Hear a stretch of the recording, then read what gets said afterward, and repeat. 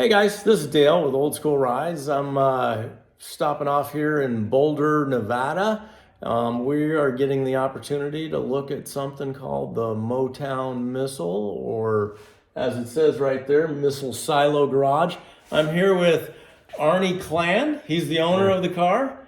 Arnie, I'm so excited to be here. Well, I'm glad you stopped by. I think this is cool. This is going to be fun. I'm going to rely on you a little bit. Okay. And normally I translate a lot of my own videos, but your cars are so unique. They need to hear it direct from you. So let's take a tour and look at your stuff. Okay, perfect. So before we leave the office here, guys, I just wanted to show you some of the memorabilia. He's got the Motown Missile clock up there. And of course, we're in the Missile Silo Garage. Looks like it's faced the right direction now. He's got tons of renderings all over here. I'm gonna swing around to this side. Fun drag racing posters. Obviously, he's got some of the flyers from the cars. There's some original models, but these are kind of unique. These ones actually have autographs on them from the different drivers and people that have worked on the cars. Obviously, this was a sponsored program, the Motown Missile by Chrysler. And this is the deck lid off of the car with the little rocket ship on it right there. I'm loving it, Motown Missile. And what's unique about this, Greg did this particular, what do they call it? Mural, airbrushing. And it's super neat. He was pretty famous. Well, he actually was a very interesting character. He was from the late 60s. He did most of the drag cars and a lot of actually other cars. He would do air murals, airbrush murals on the cars. And he was down out in the Akron, Cincinnati area. And he was just loved to do the cars. All the major racers had, if they had murals on them, they were typically done by Greg. And he never put his last name in it. It was always just Greg. But this one survives. This is a survivor. This was and this is straight off the car, going back on it. It's going back on it when the restoration's finished on it. And we're just, it's one of those things that's a part of nostalgia history. But some of his murals and that from cars have been shown in museums. Nice. And check this out, guys. It looks like hood pins on. Yeah. It puts out my history. No hinges on that, baby. No. But I'm going to show you these other renderings up here. And I got some pictures of these. We'll put them in the video a little bit. But I love artwork, especially because I consider our cars artwork. And here's some of the different pictures over the years. Got to enjoy that American flag, everybody. Well, let's head on out and take a look at the car. Guys, this is the start of the program right here. This is the original 1970 Challenger Motown Missile. I mean, the original car. And we'll walk around and show you some of the cool details. They're cleaning it up right now. They're gonna get it back on the road, but more like museum kind of road, because this thing's so rare. It does have a 71 front end on it. And they tell me that the car was reissued in 71. And that's when they went to the 71 grill. I'm just going to kind of give you a quick look around it here because they got it up. They're working on the rear end today, and I interrupted them from getting their work done. Look at the sponsors that they had. This is awesome from back in the day. Old stickers, old sponsors, just fun stuff. We're going to walk around this whole car, and then we'll go in and show you some of the fun details and the technology that they started to have back in the day, like race cars weren't just street cars. They were modified a little bit, and it's just a neat car. If I could add this to my collection, I would, but I think it's got a nice home here. Look at that. Original hood. Well, we're gonna swing around to this front, guys, and we're gonna start with the front end. We're gonna tell you what's different here. Arnie, what were you telling me about this strut rod that's right here? Well, the whole idea of the racing program, and again, bear in mind, This car was Chrysler engineering at its finest, okay? It had the race engineers and that designed this car were responsible for all the development of it. And they had a long lineage of matter of fact, most of them came from the super stock cars, the 68 cars and that. And so the whole goal in Pro Stock was, and Tom Hoover was the head of that program, was to make a car that was a test bed. So this was the car that was built as a factory test bed to test new ideas, new concepts, new ways of doing things, and then feed it down to the legacy cars, the legacy racers, which were Sox and Martin and Arlen Banky and all those guys. Well, one of the things they try to do is get as much weight off the front end so they get quicker weight transfer to the rear end on launch in the drag strip, right? And so one way of reducing the weights was to drill holes in the things and that, but you still had to have the structural integrity. So a guy by the name of Regis Gully, who is founder of Trick Titanium, worked with the race team to lighten many of the components. So one of the components they did was the struts. And so, like, this is a magnet, you know, it sticks to the steel, right? Yeah, yeah. Okay, it's just sitting there. Nada. Nada. No, this is all titanium. That's a titanium strut rod. Right. Not very many cars have those on them. Nope, not. Especially from the factory. Yeah, exactly. And I'm noticing you got a little reinforcement and stuff on this frame. Is that? Yeah, they might have changed the wheelbase a little bit. Gotcha. You know, Moved the wheels around. Moved them around. So they could be a little forward, a little back, or did they shorten it or lengthen it? Actually, they moved the body forward. They moved the body forward. In relationship to the wheelbase. Gotcha. Okay. So that little weight transfer. Yeah, and it's all about the weight transfer. Let's sneak around to this backside over here. Okay.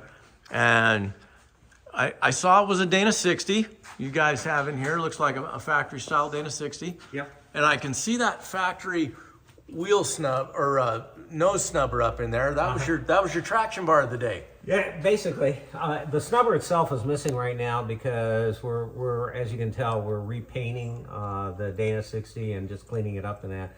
But one of the things again that was trick is putting in a bar, which is this assembly here, welding it in, and having a snubber that you would adjust the height on, depending on how much of the you needed to handle in terms of the weight transfer into the tires. And the snubber would hit up against this plate on launch, and that would allow you to pick the front end up and you know, and help launch the car. And I did notice your tubs are a little bit widened and smushed in a little bit, and another little modification where they moved that body, huh? Well, you can see here where the frame was cut, Yeah. and moved over to widen this area so you could put a bigger slick and move them inboard because aerodynamics played a role in all this too. Awesome. And if you guys look at this and you step back and I show you the wheel well there, you can kind of tell that this wheel is moved forward. And they had to cut that out a little bit to make more room when they did that, to be able to get that weight transfer that they were looking for in this car. So that's awesome. I mean, so many neat things. We'll peek under it here a little bit. Just amazing. You guys are doing a great job of cleaning this thing up and getting it ready. Yep. Well, let's go peek at the engine. All right, guys, here we are with one of 3 of the original race Hemis. Amazing to see this dual plug Hemi. And what is the cubic inch on this guy? Well, this one is about 396 inches, cubic inches. It's D-stroked 426. That's awesome. You said it's one of 3, right, of the original motors? Right. They had Ted had different motors that were configured to test various components that the engineers were coming up with. So if they changed the cam profile or whatever, this was the engine typically that they would change, you know, for cams, for the valve train, to improve the performance under that, you know, for that portion of it.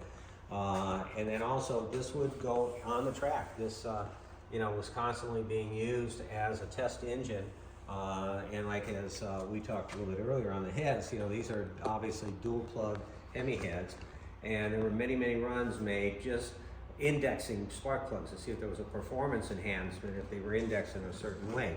Also, because it's dual plugs, it has 2 different pickups for the ignition system. There's two boxes, electronics boxes in the car, and you have magnetic pickups here on the bottom.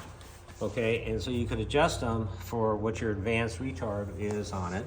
And again, this was just to look at, it was a performance enhancement of changing the timing between the two spark plugs to be able to fire the fuel partially, you know, ahead of the next spark plug firing. But you're talking about in milliseconds. It's not a big thing to get the best combustion efficiency in the chamber. Look at the dual distributors, and then you guys saw the pickups there. Something very interesting I learned today, they didn't necessarily use the two spark plugs for running at the same time. One might have been used for the startup and maybe a burnout, and the other one might have been used for the actual run. Yes. So it's super interesting to me. I thought, oh gosh, they're just running both plugs all the time. But they found that it didn't make a bunch of difference, that indexing actually paid more attention to the flame travel than the extra plugs and stuff. But that's super neat. Look at that huge oil pan on there, guys, been modified. These blocks are typically filled, and you can see these are not your actual freeze plugs looking like hanging out in there, but that's an original Hemi block, cross bolt. Amazing, neat piece of history right there. A nice factory motor to go back in that car. Yeah. And if I can mention, Dale, one of the unique things about these blocks is these are machine blocks. They're lightened. Oh yeah. They're very, very thin in the walls here, and it helps. You can see that, how smooth they are. Everything's been cleaned up a little bit. Yeah, so you're mounting, you know, the normal engine mounts and all that. Yep, everything's gone off of it. A true race motor. Yes, yeah, absolutely. All right, I swung around over here, guys. The engine's in the background. These are custom brakes. These hubs are actually aluminum, and they've had a disc added to them. You know, almost looked like a clutch disc, so thin and uniquely designed. And then look at these. These remind me of an old Buick Riviera or something. These were very rare calipers, aluminum for the front end of this car. Remember, they kept trying to lighten the weight on the front of that car. This car also was running an aluminum transmission in it, one of the early 4-speeds, but aluminum, and to help lighten the weight of the vehicle as well. Just some neat little tricks that they had on this vehicle. I'm so impressed. You know, obviously it was running a scatter shield, but let's skip a little forward now and go look at the next generation. So what we have here, guys, is the 2001 to 2010 generation Motown missile. I'm gonna sneak around this pole here. They just got this guy out of the storage shed. You know, look past the dust. This is an amazing car. Unbelievable. Look at the size of the tires under this guy. And the technology from, you know, 1970 to this year changed so much. I mean, look at the stance of the car. You know, it's a custom cage. They've got wheelie bars on the back of it. Just, you know, a lot more bars inside of that baby. The transmission, you said, was a 5-speed Liberty. 5-speed Liberty. Manual shift. Again, manual. You got to be a good shifter to keep up with this much horsepower. Look at the headers in there, guys. Just intricately in. The whole setup is just so low and close to the ground. Everything screams race car, not stock car. It's a big jump from where we were. I want to show you this hood scoop over here, and then we'll talk about that massive engine that's in there. Look at that. I love this. It says, "Yeah, baby, it's a Hemi." Got to have one of those. Even the Hemi technology. I want to show you something on the shelf over here, and then we'll talk about the engines. These are the heads over here. These things, look how thick they are. They're almost double the thickness. That's the head and the port. Look at that huge port on the intake for these engines. Technology changed a lot. Anyway, let's talk about these engines here in a second. So we're over here in front of the engine in the car, Alan, tell us about this, like the size and what's different about this Hemi a little bit. Okay, well, the big difference here is these, in NHRA rules, so for Pro Stock, you can go up to 499 cubic inches. And so this is a 499 cubic inch engine. It was built by Roy Johnson, Alan Johnson's father, for Alan's car, and then it got downstream to us. This engine, we put it on a dyno to see what it is. It's about 1,305 horsepower, around 800 foot-pounds of torque. And the beauty of this engine is got a camshaft in it where you're not changing valve springs every run. So we get 8 to 10 runs before we have to really do any major changing of valve springs and the like. And it also has kind of a really clever way that Roy built this engine, where the polar moment of inertia of the engine itself, it allows it to accelerate much quicker than some of the first engine that we had, which was built by David Nickens. And so this engine is a good engine. It's been very reliable. We've won several races with it over the years that we've used it. But it's a good engine. And this isn't like, you have two more over there we'll peek at on the way out. Different horsepower ratings on those two? Oh yeah, definitely. It depends on the race, altitude, or whatever you needed, huh? Well, basically it's a technology evolution also. Okay, like the first one we got from David Nickens was around 58 horsepower, right at 800 foot-pounds of torque also. But it was a heavier rotating assembly. And really horsepower is important, torque's important, but also the way the engine accelerates is really critical, particularly as you're rolling through the gears. So the first generation I called, which was the David Nickens engine we got in 2000, 2000, was a little bit slower engine. And this was the next generation for us, that was a quicker engine. So the one that's in it's the quickest engine you have right now? No, it's actually, this is the intermediate engine. Intermediate. Okay. Well, let's go peek at your other two engines. Okay, let's do. So here's his other two engines. He's moving a box off there. They got their little tool cart on the top of the carburetor sitting there that covers them up so they don't drop any screws down. But look how they've got them on these stands for quick use. There's that Liberty transmission right there for the car. Lots of rods going to that thing. It's crazy. But talk to us about these two engines a little bit while I scan around them. Okay, so the one on the right was the one we got from David Nickens in 2000 to start racing with. And that engine was really in the early stages of the Hemi engine being developed. Prior to that, they were using the B1 engine, which was a wedge head engine. And that we got this. David did quite a few performance improvements to it over the time before we got the Alan Johnson motor, because we needed two engines to run with. So this is your first one, lowest horsepower.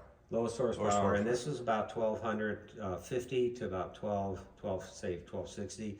I don't remember exactly, but it was in that range, and then around 800 foot-pounds of torque. This is our late one. Not sure. This is your new one. That's your late. This is the latest one. This was just put together. Again, this is not the latest heads or block, but it's of an advanced generation from the first one. This one on the dyno is 1,365 horsepower. It's right at about 840 foot-pounds of torque. This has the lightest rotating assembly. We're right at NHRA specs for the rotating, for the weights of the pistons and all that. We have not run this one down the track, but on the dyno, it's been it seems like a very good engine. We're going to be running it once this car is recertified. What CFM are those carburetors? Those, I'm not sure. We go anywhere from the max flow we have is 2,300 CFM per carburetor, but I think those are on the shelf. I think these are around 2,000 CFM. Each? Each 2,000 CFM each. Look at the thickness of these heads on these late model motors. That just crazy what the technology has changed. And 1,365 horsepower. Yeah. Guys, man, I'd love to have that in my street car. Demon, eat your heart out. We're gonna swing over, guys, and take a look at some of his other parts. So here's some of the third members for the late model car, guys. Actually, they're running a Ford 9-inch in there. They are aluminum. I'm assuming they got spools. They're working on some of the wheels over here. These are all sponsored wheels that they had on the cars over the years. Just look at those wheels. Those are spindle mount. No, you don't see those very often. They look like brand new. And then these big old wide wheels that they put the slicks on in the back. Amazing, just amazing. Oh, there's the original tranny, aluminum out of the 70 car. Look at that. It's not even an 18 spline. Can you believe that? They didn't even go with the big one. And I wanted to peek at one other thing over here, guys. Look at these headers. I can't believe the size of these headers. If you look at the big round holes right there, just, you know, it looked like big intakes, not exhaust. They're so perfect and round, and they did so much technology on these engines. Just unbelievable, unbelievable. Parts and memorabilia everywhere. This, I had to mention, is one of their original rear ends out of one of their experimental setups. It's a titanium rear end. And I gotta show you guys something. We're walking around, there's a few intakes and for those big motors, and looks like that's 340 dual quad sitting there. That's some fun stuff, but there's a dual plug Hemi. We've got one here, but I really wanted to show you that combustion chamber with the dual plugs.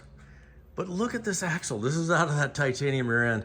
Obviously the torque that they had, I don't know if it's gonna focus or not. You guys can see that or not. But these are kind of wiggly through the, oh, there we go, got it to focus. But look at this, okay? I'm grabbing it, just picking it up. I'm gonna, look, 2 fingers, pick it up. That's a titanium axle. It's light. Think about how much weight reduction that they had by getting rid of the solid steel axles and stuff. But fun stuff, great cars. Guys, I hope you enjoyed this. I'm backing away from that car right there. They're gotta let these guys get back to work. I can't get over that factory engine right there. I sure wish I could take that home with me. Arnie? For a couple $100,000, I'll sell it to you. Thanks, Arnie.